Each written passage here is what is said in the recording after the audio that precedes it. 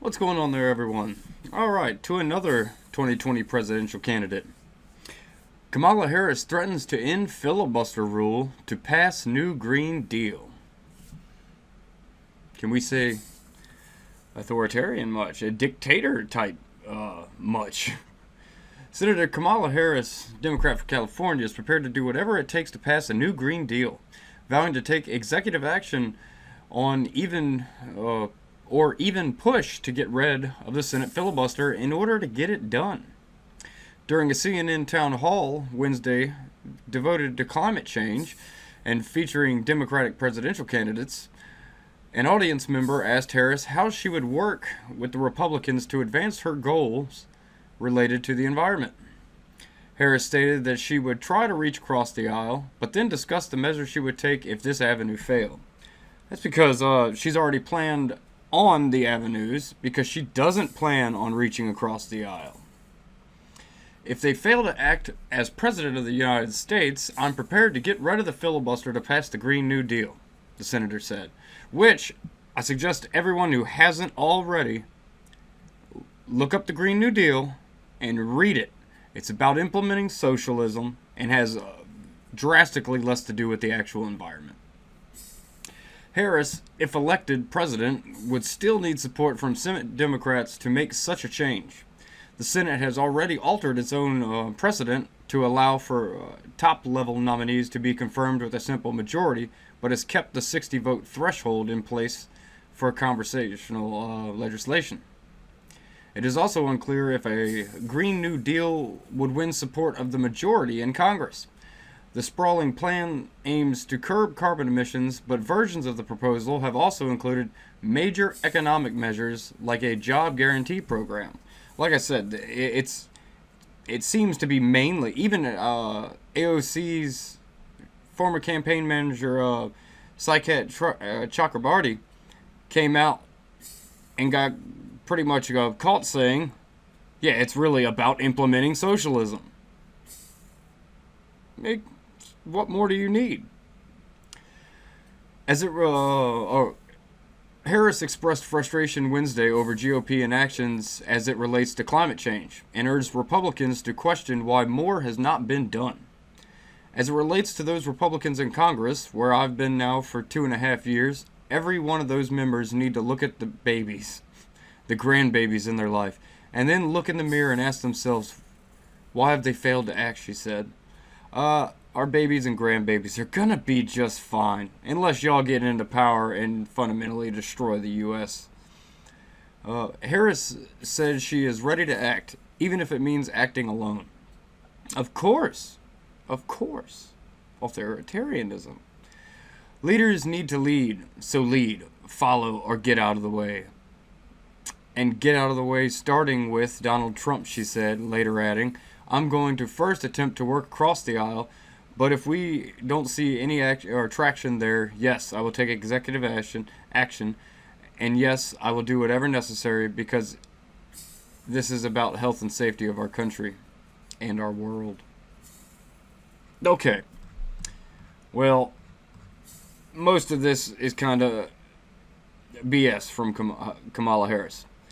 First off, the Green New Deal, like I stated, it's mainly about trying to implement a form of socialism in the United States with some environmental nonsense added, which is environmental nonsense that is completely ridiculous. We want to get rid of trains, planes, and inevitably the fossil fuel automobiles. Come on. Think realistically, people. You can't do it. Because not only would there's so many different versions of the Green New Deal from each one of these candidates, none of them seem to have the same exact thing in mind. But look at the numbers that they're just saying it would cost. That's how much taxpayer money they would take to make it work through the government situation. This isn't counting the harm it would do financially to the individual that lives in this country, because they're going to try to ban everything. The left seems really intent on banning everything, taking everything away from us. whether it's guns, whether it's straws, whether it's our voice in elections, because they want to get rid of the Electoral College also.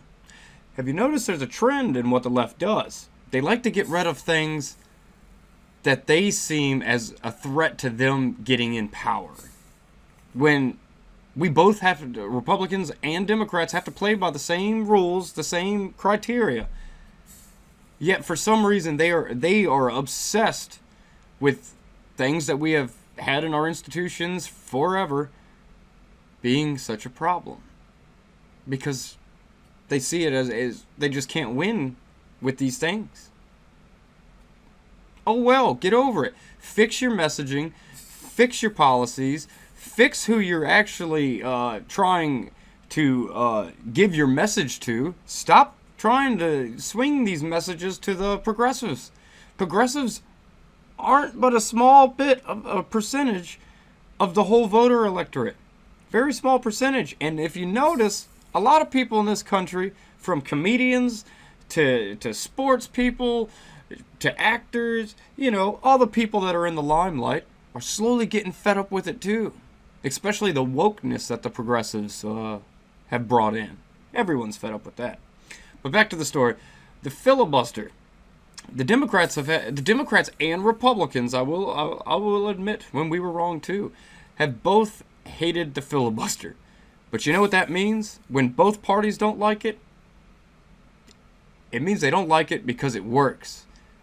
It's a checks and balance system pretty much on them for our benefit. Let's shoot over here. This is a very old article from heritage.org, and I'm going to put a link in the description because it's way too long. I'm not going to go through it on here, but there are little points that I want to point out real quick from this. But I suggest everyone give this a read. It's a really awesome read about the filibuster, what it entails, what it's for, everything about the filibuster. But let's just start here. However, chipping away at the filibuster rule will also further exclude the American people from the legislative process. As bills and nominations move hastily through the Senate, the American people will have less time to read and appreciate the implications of the legislation, not to mention less time to communicate their views on controversial bills or nominees to their elected representatives. The filibuster serves to empower individual members to participate in the process and for the American people to have their say. This is exactly why the Democrats want to get rid of it, because they don't want to hear what you have to say. Unless you're an activist progressive type, because they're scared of them. They're terrified of the progressives, because the progressives are a very vocal minority. Very vocal. I mean, they own the media, they own entertainment, they own everything. Everything. Anything where lies are perpetuated, the progressives are there. But, yeah. It's just, getting rid of the filibuster has been a bipartisan issue. At one time, the Republicans wanted to do it because they thought it would help them out. And then the Democrats wanted to do it. Back in 2011, the Democrats wanted to do it. But you know what? When both parties are complaining about something, that means it's a good thing generally. It's keeping them all in check. And it is letting our voices be heard, our opinions, the people that voted these people in, the people that actually matter, which is us, the American electorate. We are the important people here. We are the elites when it comes to voting and knowing what our government's doing and all this, that, and the other. We are the elites. Don't forget that. A lot of people don't feel that way. Empower yourself. Realize when it comes to government, you are an elite. Every single one of you. Every single one of us. We are the elites. We choose and we decide everything. Whether it's through voting, protesting, activism, whatever, we decide. Our voices are heard. To some people's dismay, our voices are heard.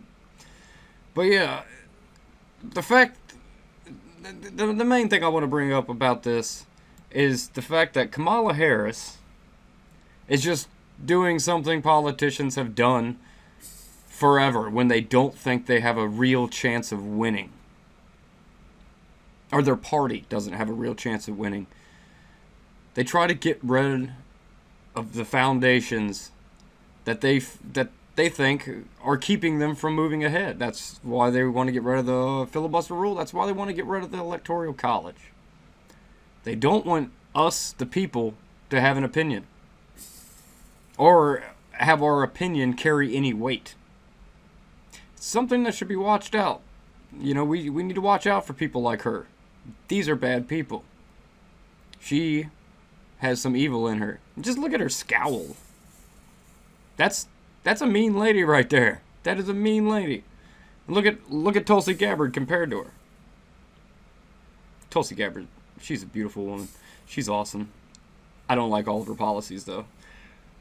But I do like her as a person. She's not a bad person. Unlike Kamala Harris, who is a bad person. She panders, she lies, she's deceitful. All of the bad things that you could possibly not want out of a politician, she is. But as always, leave them comments. I love to hear them, and I try to get back to as many as possible. And as always, like, share, subscribe. I will catch you on the flip side.